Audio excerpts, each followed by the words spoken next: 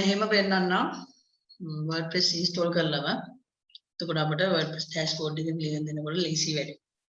මේකනේ අපේ cPanel එක මේක options ගොඩක් තියෙනවා. කින් එක අවශ්‍ය දේවල් ටික කියලා දෙන්නම්. මේකේ මොවා යන්නනේ යටටම. යටටම යනකොට යටම තියෙන්නේ මේ exclusive for name chip customers කියන එක ඒක නෙමෙයි. පහළට යනකොට තියෙනවා software කියලා option එකක්. මේකෙන් email, files, database, domains, metrics, security මොහොම කියලා software කියලා එකක් තියෙනවා. ඕක ඔයා යන්න ඕනේ WordPress managed by soft clouds කියන එකට.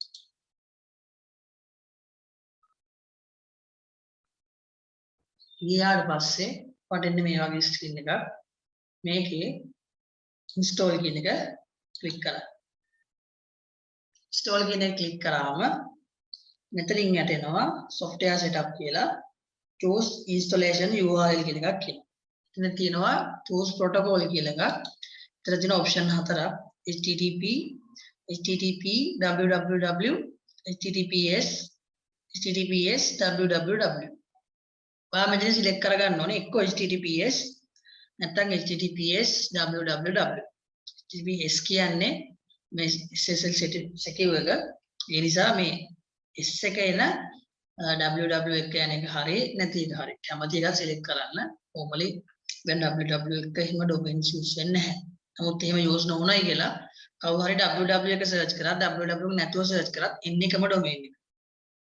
ඒ නිසා මෙතනින් කැමති එකක් select කරන්න. select කළා දැන් ඔයාගේ මෙතන එක domain එකයි තියෙන්නේ. එක domain එක නිසා ප්‍රශ්නයක් නැහැ domain එක එනවා. නමුත් ඉස්සරහට යනකොට domains වැඩි වෙනකොට මෙතන list එකක් එනවා.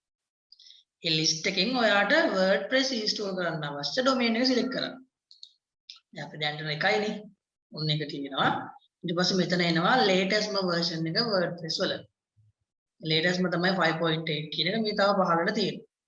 latestම version එක select කරගන්න. කියන්නේ select කරන්න දෙයක් නැහැ auto select කරලා තියෙනවා. ඔයා බලන්න ඕනේ මෙන්න මේකයි domain එකයි. හරි. ඊට පස්සේ site settings වල තියෙනවා site name කියලා එකක් site description කියලා එකක්. මේ දෙක වැඩක් නැහැ. එතන site name කියන එක my blog කියලා එන්නේ. description එක my WordPress blog කියලා එන්නේ.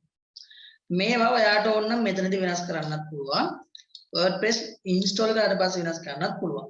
මෙතන හදිස්සියක් නැහැ වෙනස් කරන්න. ඕන නම් මෙතනදී වෙනස් කරගන්න. ආයි WordPress install කරලත් පුළුවන්. පුළුවන් නිසා මම දැන් මෙතන මේ දෙක වෙනස් කරන්නේ නැහැ. ඔයාට අවශ්‍ය නම් මෙතනදිම කරන්න කිසි ප්‍රශ්නයක් නැහැ. ඊට පස්සේ මෙතන admin account යටතේ තියෙනවා admin username එක. මෙතනට default එන්නේ admin කියලා. admin හරි ඔයාට මතක හිටින නමක් දෙන්න username එක විදියට. මේවා මතක හිටින ඒවා දෙන්න ආයි නැත්තම් වට ගහන්න වෙනවා log වෙන්න බැරි වුණා. හරි. normally adminම තියෙනවා. admin නෙමෙයි අපි තියමු වෙනද normally use කරන username එක මම දාන්නම්. ඒකට හැමතැනම යන්නේ එකම username එකනේ. ඊට පස්සේ ඒකට password එකක් දෙන්න ඕනේ.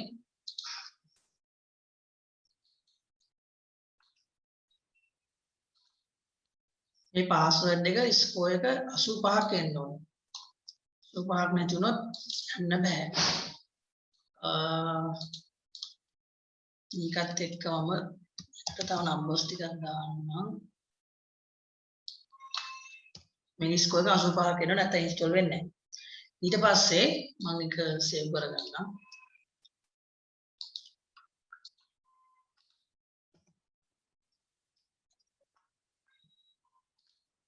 ඊට පස්සේ admin email කියලා email එක වාගේ දෙන්න ඕන.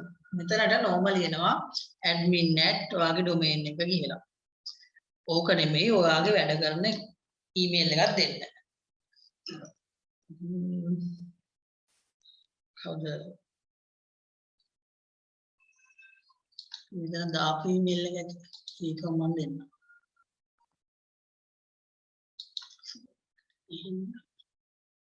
මෙහෙම යන්න දෙයක් නැහැ. හරි ඔයා දන්නනවා වගේ email එක. දැන් මේ මල්ලිගේ account එකේ ඉන්න නිසා මම මේ යන්නේ.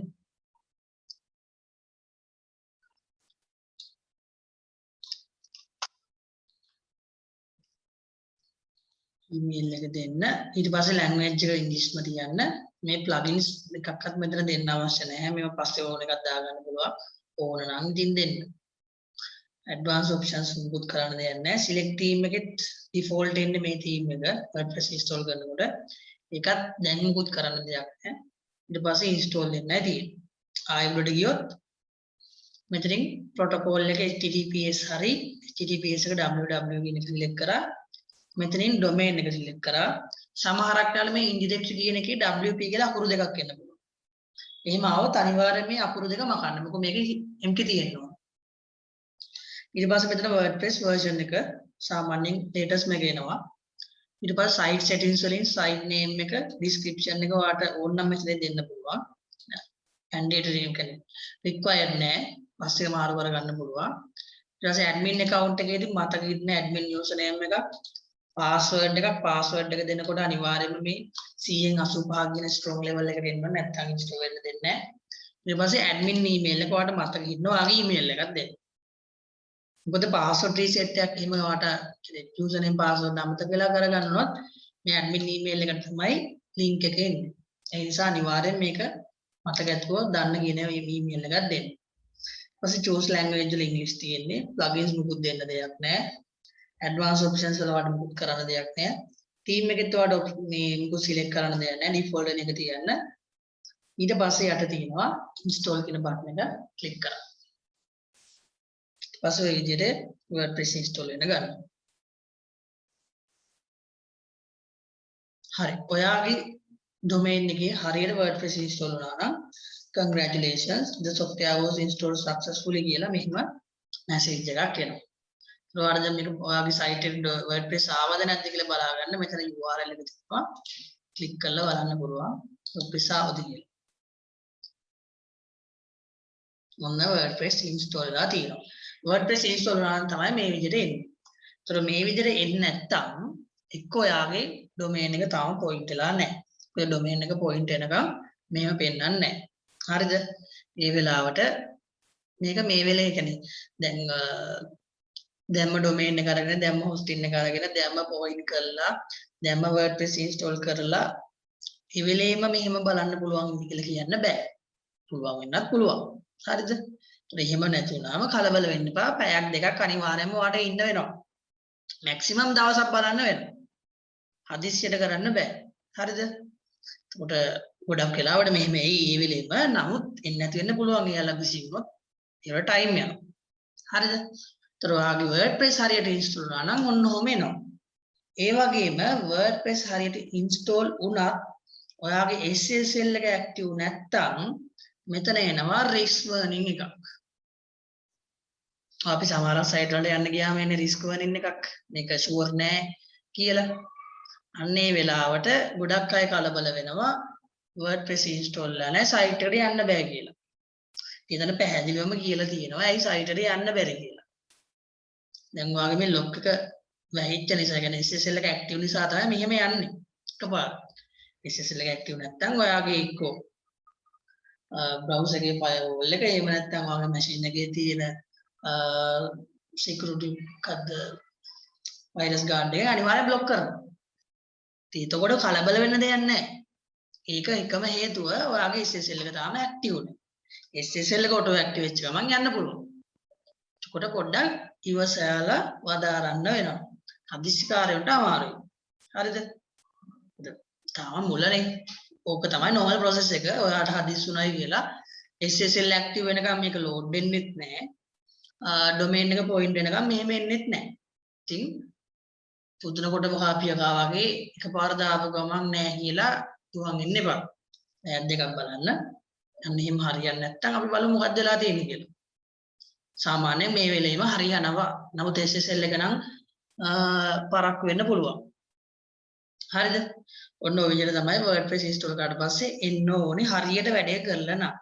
ඒත් මෙහෙම එන්නේ නැහැ. මතක තියාගන්න SSL එක active නැත්තම්. කලබල වෙන්න එපා. SSL එක active වෙච්ච ගමන් මේ විදිහටයි view වෙන්න ගන්න. මේකනේ normal installation එක. ඒතර මේකට වඩා මේක මෙහෙම තියෙනකොට අපිට මේක dashboard එකට යන්න එපා. අන්නේ dashboard එකට යන URL එකක් ඔයාලට මෙහෙම හම්බ වෙනවා. ඕක copy කරලා save කරගන්න. එතකොට ඔයාට ආයෙ යන්න ඕන නම් ඒක ඕනනම් copy paste කරන්න පුළුවන්. ටික දවසක් WordPress පුදු වෙනකොට මේක ඔයාලට නිකම්ම මතකයි. කියන්නේ ඔයාගේ domain එක පිටිපස්ස /wp-admin ගහන්න තියෙනවා.